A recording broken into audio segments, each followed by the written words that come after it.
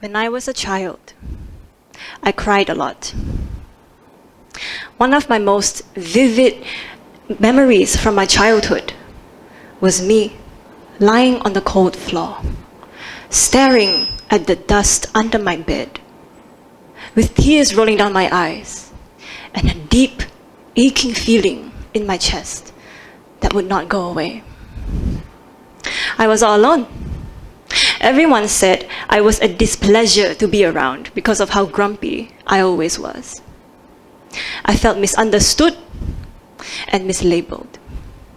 I felt like I was too much, but also like I was nothing. I was 11 years old, and I hated myself. I went to a Chinese school, and for a long time, I couldn't communicate with my peers. On the first day of primary, the school teacher dragged me out after school and told me to point to my mother. And then she asked, "Your daughter never learned Chinese before, ah?" And then my mom said, No. And then the teacher went, "Oh, then your daughter very smart." Because I was smart enough to copy what everyone else was doing, but I didn't actually understand what anyone was saying. So the teachers thought I was ignoring them on purpose. Many other things like that happened. People thought I was doing bad things when I was actually trying to do good things. But I didn't understand that at the time because I was too young. All I knew at the time was that everyone was angry at me all the time. So I grew angrier. I grew defensive. I felt stupid because everyone was doing well, but I wasn't. Do you know how hard it is to do science and mathematics in your second language, which you are still learning, and which also happens to be one of the hardest languages in the world? And no one noticed that I was struggling, because the problem with being an English-speaking Chinese kid is that you look just like a regular Chinese kid. So eventually, all of this feeling inferior, isolated, misunderstood, criticized, made me hate myself when I was just 11 years old. High school was pretty much the same way, except I wasn't just the girl who spoke Chinese weird anymore. I was also the only student in the entire school who wanted to be an artist. And I was in the first class. So if any one of you is familiar with the way that our school systems work, you know that means I was in science class. So there was this added layer of isolation that further disconnected me from my peers. But what's new?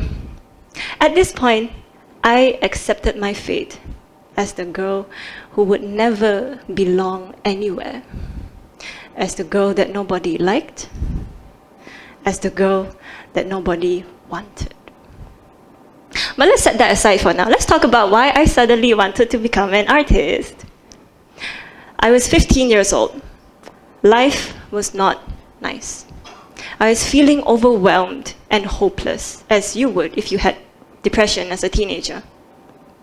We didn't have TikTok yet, but we did have the internet. So I was scrolling around, and that's when I saw this beautiful painting that I can't show you guys because of copyright. But I can show you the painting that I made trying to copy it. Now, I wasn't the best artist. I was just a broken girl who stopped everything I was doing just to look at it. Something about the way that this lonely figure was standing in front of this vast night sky made me feel seen in my loneliness and comforted me in the hopes that my future was going to be as big as the sky. And most importantly, it stopped me from doing what I was planning to do that day, which was to use this very blade in this picture to hurt myself. Instead, I used it to cut out this star which I used as a template for the stars in the painting. I painted for 2 hours, and I realized that for the first time in my life, I was actually happy with what I was doing. Luckily for us, that gave me an idea. I made a promise to myself that every week I was going to paint something. Eventually, it became something that I could wake up and look forward to. Eventually, I went to art school and I worked hard. I worked like nothing else in my life mattered except to prove to my younger self that I had a reason to live. Day and night, I practiced at my art, and at one point, I was bedridden because of all the pressure that I had placed on my spine. I will not forget how much I worked just to even call myself an artist. And sure enough, I made it. I was invited to galleries, to art shows, and I even got to sell some of my paintings. I've been featured on magazines, newspapers, I've been on radio, I've been interviewed many times. And the first few times it's great. I proved I could be an artist, I was done.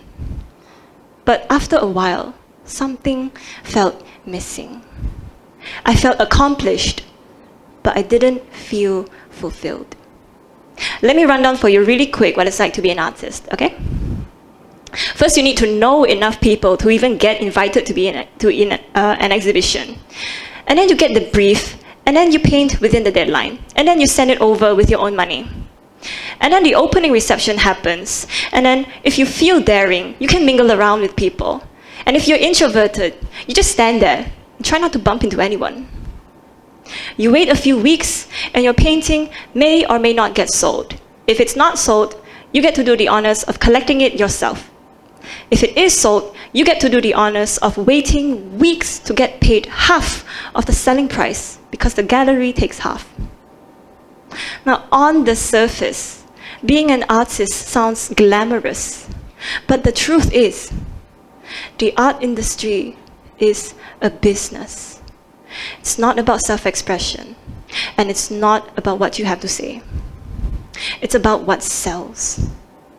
It almost felt like I was putting on a show, and I did not want this to be my entire life. I did not become an artist because I wanted someone to buy it. I became an artist because I believed that art had the power to transform people and inspire them to think of something new. And I am proof that art has this power because it happened to me. When I was ready to give up, art told me to hold on. When nobody wanted to be my friend, I cried alone in front of my canvases and watched my paintbrush bleed out exactly what I was feeling.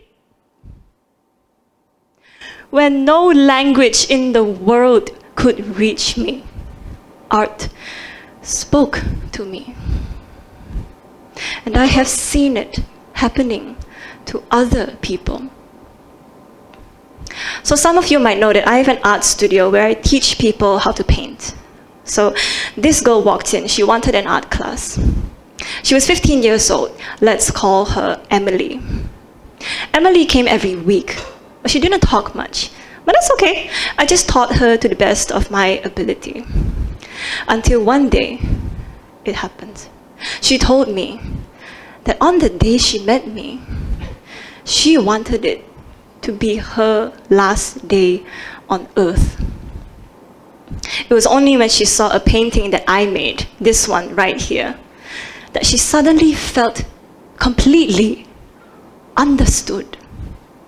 She said that felt like her on the right, and the boat sinking in the distance was how she felt. Our classes made her feel less alone, and that having someone by her side showed her that no matter how isolated she felt, there was an artist out there who was feeling the same way. At this point, I wasn't very well known in the art industry, and my paintings were always criticized for being too dark and heavy. But on that day, I realized that my art was not meant to be liked by everyone, but it was meant to let other broken people feel understood. I hugged her, and I told her everything that I needed to hear as a child. And it worked. By the end of that class, she was ready to give her life another shot. And that became the first time that my work saved a life. Now imagine if I continue inspiring people for the rest of my life. Imagine what would happen in society if we would just let our creatives do what they loved. Maybe there would be more paintings and poems and songs that can speak to people. Maybe there would be more exhibitions and performances that can make people feel seen. Maybe we would all feel less alone as a society if we would just let our artists express what we can't. And yes, I know being an artist in this world is hard, and it takes an incredible amount of courage to do something very different from everyone else. But I believe courage is a skill, and believing that your art can make a change is the first step. Because let me tell you this, there is no time period in all of human history where art was not important. And despite it all, art will always survive. But what if you're one of the people who doesn't want to be an artist? Does that mean you're not important? Let me tell you the story of a woman whose brother-in-law loved painting. He painted something every week, but people mocked him. He was unemployed, not making any money, and he was very mentally unstable. I mean, he took his own life when he was 37 years old. That's how old my mother was when I was born. At 37 years old, it's socially expected for you to have certain things, like a house, a car, a partner, a kid. And he had none of that. By all accounts, this brother-in-law of hers was a socially defined loser. Yet he could continue painting because her husband sent him money and continued financially supporting him. After both brothers died, this woman took his artwork to galleries. And they all laughed at her, but she kept on, taking his artwork to exhibitions and begging people to give his artwork a chance. After she died, her son took over and continued promoting his uncle's artwork. This woman's name is Johanna Hezina Bonga, and she named her son after his uncle, Vincent van Gogh. So again, what if you're one of the people who doesn't want to be an artist? You can be one of the people who helps an artist. Vincent van Gogh sold only one painting in his lifetime, but Johanna made his art reach millions of people. It is the artist's job to create. It is the regular person's job to share what they've created.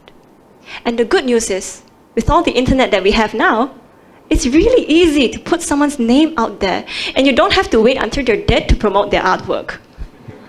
I've had a lot of people tell me that artists only get famous after they die. And I'm going to tell you right now that that's because you weren't paying attention to them when they were still alive. Now let us do a bit of maths. This is the first time in my career that maths is important.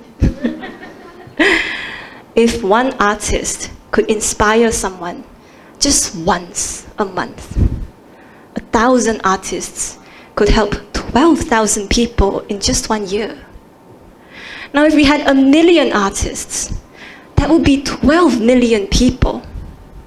Now imagine if each one of those 12 million people told 5 friends about how art made them feel better. That's 60 million people. Now imagine if each one of those 60 million people went on to tell 5 friends, regular people, these are regular people, not artists. If they went to tell 5 friends about how art made them feel better, that's 300 million people. That's 10 times our country's population. Now that is the power that we hold in our hands. If we make it a team effort, we could actually make the world a better place. We all have a part in this. If you are a parent and your child loves drawing, let them. If you have a friend who is an artist, bring them to an art gallery. If you don't know any artists, go to an art gallery anyway. Tag the artists on social media, compliment them, encourage them. If you know a Van Gogh in your life, be Johanna. You never know how many Emilys could be saved. And to my fellow creatives, artists, writers, dancers, singers, poets, all of you, I promise you that your art does make a difference. And we need it now more than ever. Because in a world where everything is falling apart, your art could be the one thing that saves someone today. This is my TEDx talk. Thank you for listening.